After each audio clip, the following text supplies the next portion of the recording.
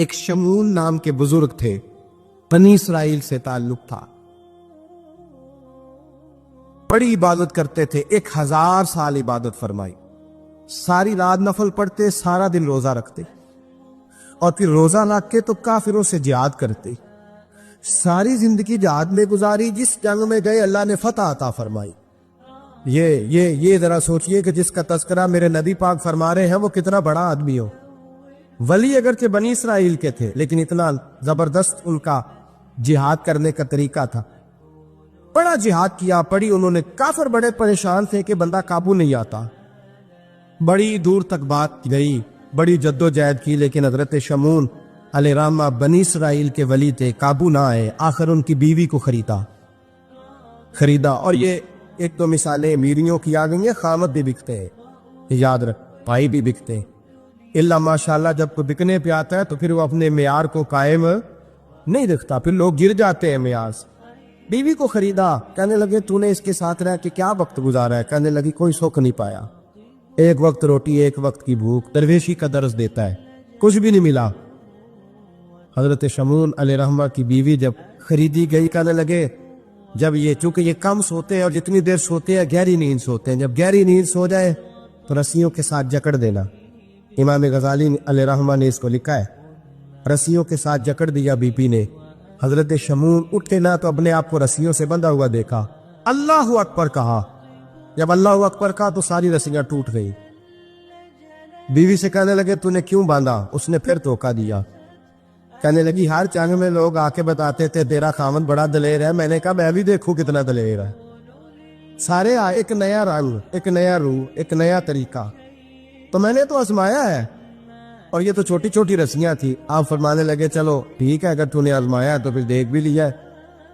کچھ دنوں کے بعد اس نے زنجیروں سے باندھ دیا، لوہے کی زنجیروں سے، اٹھے تو بندھا ہوا پایا، اللہ اکبر کا تو زنجیریں بھی ٹوٹ گئی۔ فرمانے لگے یہ تو نے کیا کیا؟ کہنے لگی دیکھنا چاہتی تھی، کچی رسیاں تو توڑ لیتے ہو، زنجیریں بھی ٹوٹتی ہیں کہ نہیں؟ ہاں بھائی ٹھیک، آ کے لوگ بتاتے ہیں تو واقعی دلیر ہے، ہر جنگ میں کامیاب ہوتا ہے۔ اب قریب بیٹھنے لگی، کھانا اپنے ہاتھوں سے کھلانے لگی، فریب کرنے لگی، دھوکہ دینے لگی۔ کہنے لگی بتاؤ تو صحیح طاقت کا راز کیا ہے؟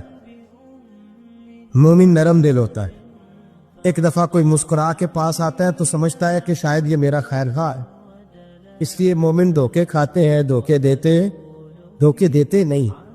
جب اس نے محبت کے لب و لہجے میں بات کی تو جناب شمون کہنے لگے اور تو میں کسی چیز سے قابو نہیں آ سکتا، بال ان کے لمبے لمبے تھے، بیٹھتے تھے تو نیچے بال آتے تھے، ہماری شریعت میں جائز نہیں۔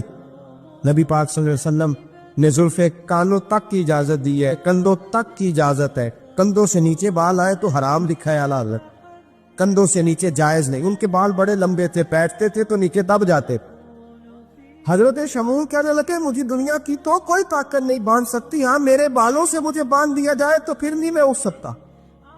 بس اس کے ہاتھ بات آ گئی، اس نے کھانا بھی کھلایا، اس نے بستر بھی بچھا کے دیا، پیر بھی دبائے، جب سو گئے تو اس نے ان کے بالوں سے انہیں باندھ دیا، اور کافروں کو جا کے بتایا کہ آج نہیں کھل سکے گا۔ جب اٹھے تو بندھا ہوا دیکھا، بیوی کی طرف دیکھا، اور تجھے خیال نہیں آیا کھول دے؟ کہنے لگی ساری زندگی غربت دی تو نے، یہ دیکھ مجھے ہیرے ملے ہیں، کنگن ملے، یہ دیکھ میرے کانوں میں ہیرا، سونا، چاندی، ہر چیز، چل جا، تیرا کیا کرنا ہے؟ ساری رات عبادتیں، سارا دن تو ذکر فکر اور جہاد میں گزار دیتا۔ دھوکہ دیا۔ ان کافروں نے آ کے ستون کے ساتھ چارپائی اٹھائی اور ستون کے ساتھ کھڑی کی، پھر رسیوں اور زنجیروں سے باندھا۔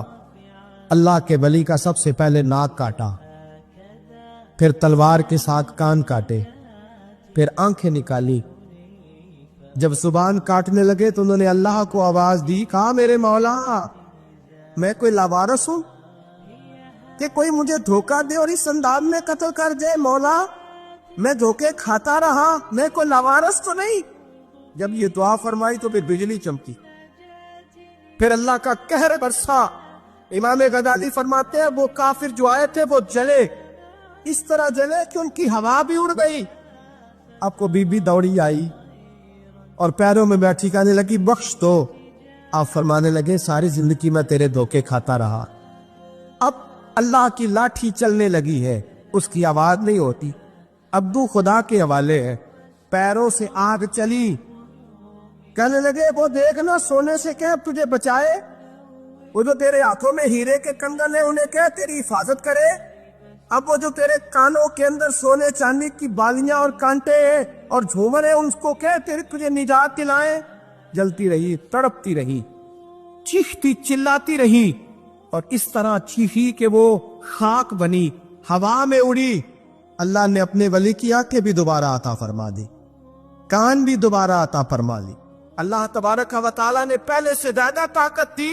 वो जब बाहर निकले तो ऐलान करने थे, लोगों देखो धोखा वाले जल गए, तबाह हो गए, नामो निशान मिट गया और मुझे धोखा दिया गया था तो अल्लाह ने मुझे पहले से ज्यादा ताकतें अता फरमा दी, पहले से ज्यादा कुव्वतें। धोखा न दे, फरेब ना करना जो आप किसी को दे रहे हैं। और मेरे महबूब अलैहिस्सलाम की एक हदीस तो ये बताती है जो दुनिया में धोखा देगा दुनिया में ही उसका नुकसान उठाएगा। एक होता है मोहताज, एक होता है फकीर, इसमें फर्क है। एक आदमी को अच्छे कपड़े पहनने के पैसे नहीं मिलते तो वो फकीर नहीं, वो मोहताज है। उसके पास तो है ही नहीं तो वो कहां से पहने। लेकिन एक आदमी के पास लाखों करोड़ों रुपया पड़ा है लेकिन वो भी सादा सा लिबास पहनना पसंद करता है तो ये फकीर है, ये दरवेश है। कंजूस और दरवेश में भी फर्क होता। एक आदमी उसका पैसे लगाने को दिल ही नहीं चाहता, खर्च ही नहीं करना चाहता, वो बखील है, कंजूस है। लेकिन एक शख्स वो है जिसके पास सरमाया है, माल है, लेकिन वो अपनी जात को बढ़ाना पसंद नहीं करता, वो दरवेश है, वो फकीर है। हजरत सैयदना अब्दुल रहमान इब्ने औफ रदी अल्लाह ताला अन्हु के पास इतने पैसे थे कि नबी पाक सल्लल्लाहु अलैहि वसल्लम ने फरमाया तू पक्का जन्नती है पर सबसे आखिर में जन्नत में जाएगा। हुजूर मेरी गलती, फरमाया जितने पैसे है उतना हिसाब भी तो देना है। इसके पास सिर्फ हैंड कैरी बैग होता है ना, वो फटाफट बाहर आ जाता है, और जिसके जितने ज्यादा बैग होते हैं उसको उतनी देर चेन पे खड़े रह के इंतजार करना पड़ता है। तो फरमाया कस्टम भी तो तूने अदा करना है ना भाई, निकल के आना है उस जंगल से, तू कैसे जाएगा, जितना माल है उतना हिसाब देना है। तो हजरत अब्दुल रहमान इब्ने औफ बड़े मालदार थे, 80-80 हजार दिरहम तो आपके इंतकाल के बाद आपकी अजवाज के हिस्से में आए थे। इतने तगड़े मालदार थे और देने का अंदाज ये था कि अपनी बीवी और बच्चों को खुली छुट्टी थी, कहते थे जो जिसका दिल का है खाओ, एक दिन में 5 अलग अलग खाने भी तुम पकाना चाहो तो तुम्हें इजाजत है। कंजूस नहीं थे, बखील नहीं थे, लेकिन खुद जब खाना खाते थे तो दाल को पीस कर शोरबा बनाकर उसमें रोटियां भिगो के खाते थे। लोग पूछते कि जनाब हमारे लिए सारा कुछ है, बखील भी आप कोई नहीं, मालदार भी, ये क्या कर रहे हैं? तो फरमाते थे सुरीद खा रहा हूं, ये खाना मेरे मोहम्मद की सुन्नत है सल्लल्लाहु अलैहि वसल्लम। फरमाया ये करीम का तरीका है, मैं वो तरीका, मैं फर्ज मोहब्बत अदा कर रहा हूं, किसी की अदा को अदा कर रहा, ये मेरा अंदाज है, मेरी जात के बारे में मेरा यही अंदाज है। सिरका खा रहे थे तो बेटे ने कहा अब्बा जी आप क्यों खा रहे हैं, कितने दिन हो गए, आपने भुना हुआ गोश्त नहीं खाया तो खाएं। और मानने लगे बेटे कल लुकमा उठाया था गोश्त खाने को तो मुझे अपने नबी का फकर याद आ गया, मुझे रसूल रहमत सल्लल्लाहु अलैहि वसल्लम ने वो जो महीना खाना नहीं खाया वो याद आया है। तो हुजूर की वो चीजें मुझे इन आला ग़िज़ाओं में मुब्तला होने नहीं देती, तुम्हें इजाजत है। तुम भाई बादशाही में फकीरी, आज लोगों के पास इतना कुछ होता नहीं जितना कुछ वो अपने आप को दिखाना चाहते, दिखाने का मामला हो गया, बल्कि कर्ज उठा के लोग अपने आप को बड़ा करके पेश करते, हालांकि ऐसा होता नहीं। इस्लाम फकीरी, बादशाही में फकीरी, मेरे रसूल पाक सल्लल्लाहु ताला अलैहि वसल्लम की एक हदीस है, अगर आप इसको समझ जाएं तो बहुत सारी चीजें जो है वैसे खुल जाएंगी। एक सहाबी ने कहा हुजूर मेरे जिस्म को सुकून नहीं, वजूद को सुकून नहीं, जाहिरी वजूद की बात की। तो हुजूर ने फरमाया इज़हद फिद दुनिया फरीहिल क़ल्ब वजस, फरमाया दुनिया से दिल दूर कर ले, इज़हद फिद दुनिया, दुनिया में ज़ुहद इकट्ठा कर ले, दुनियादारी से जरा अपने दिल को दूर कर, अल्लाह तेरे वजूद को भी सुकून अता करेगा और तेरे दिल को भी सुकून अता फरमाएगा। दुनियादारी इज़हद फिद दुनिया, जरा हट ना दुनिया से, हट जरा, اللہ تیرے دل کو بھی سکون دے دے گا اور تیرے جسم کو بھی. اللہ سکون، راحت، فرحت، فریحا فی القلب کے لفظ حدیث میں آئے. فرحت دے، فرحت کا معنی خوشی، تسلی، تازگی اللہ عطا فرمائے گا جب تو اپنے آپ کو تھوڑا دنیا سے بچائے گا. عزیزو، بڑا شوق ہے، ہم دیکھتے ہیں پروٹوکول کا بڑا رنگ ہے، بڑا پروٹوکول ہے لوگوں کا. 2 گاڑیاں آگے 2 پیچھے، بندہ ایک بیٹھا ہے. وہ سمجھتا ہے کہ وہ جو یہ زندگی ہے یہ تو شاید کسی کو اور میسر ہی نہیں. اور میں اکثر دیکھتا ہوں، میں کہتا ہوں یار کیسا عجیب شخص ہے. جن پولیس والوں کا اس نے پروٹوکول پہ لگایا ہے نا، حکومت ختم ہوگی تو یہی پکڑ کے اسے جیل میں ڈالیں گے، لیکن یہ خوش ہے. حضرت ابو علی قلندر رحمۃ اللہ تعالیٰ علیہ کا ایک درویش تھا، تو وہ سڑک سے گزر رہا تھا. علاء الدین خلجی کا زمانہ تھا. علاء الدین خلجی بہت بڑے حکمران ہوئے متحدہ ہندوستان کے. پاکستان، ہندوستان، افغانستان، سب پہ ان کی مشترکہ حکومت. تو ان کا ایک گورنر روڈ سے گزرنا تھا، اس نے تو سپاہی جو تھے وہ رستے صاف کرا رہے تھے.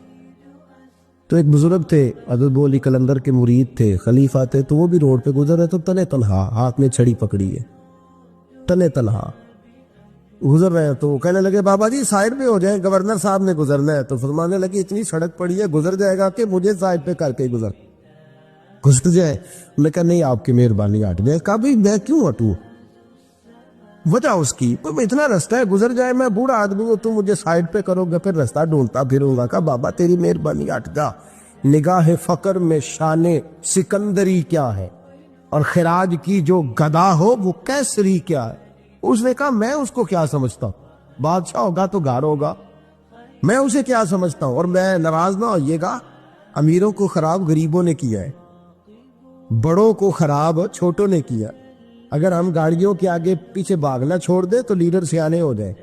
یہ ہمارے نعرے تباہی کرتے، ہم نہیں سمجھتے کہ ہم کتنا نقصان کرتے. نگاہ فقر میں شان سکندری کیا، خراج کی جو گدا ہو وہ کیسری. اقبال کہتے ہیں کہ وہ تو بڑے فقیر ہیں جن کو تم بادشاہ سمجھتے ہو، تمہارا ٹیکس نہ ملے تو ان کی حکومت نہیں چلتی. تو خراج کی جو گدا ہو وہ کیسری کیا. خیر، حضرت ابو علی قلندر رحمۃ اللہ علیہ کے وہ درویش جو تھے نا، وہ روڈ پہ کہا بابا جی ہٹ جائیں. کہنے لگے نہیں ہٹتا. انہوں نے بازو پکڑ کے نا بابا جی کو ذرا زور لگانا چاہا تو بابا جی نا آلتی پالتی مار کے، چوکڑی مار کے تو زمین پہ بیٹھ گئے. کہنے جو اٹھایا جاتا ہو تو اٹھا لو.